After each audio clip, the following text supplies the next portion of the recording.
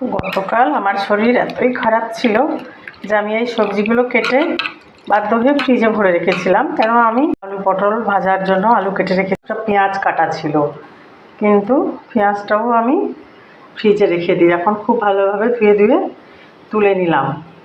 তেল দিয়ে দিলাম, তেল গরম হয়ে গেছে, আলু পটলটা দিয়ে দিলাম, ভাজা তৈরি করবো।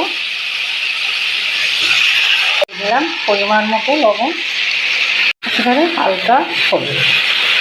এটা দিয়ে নাড়াচাড়া করার কিছুক্ষণ পরে পেঁয়াজ আর কাঁচা লঙ্কা দেবো। খুব সুন্দর আলু পটল ভাজা তৈরি হবে।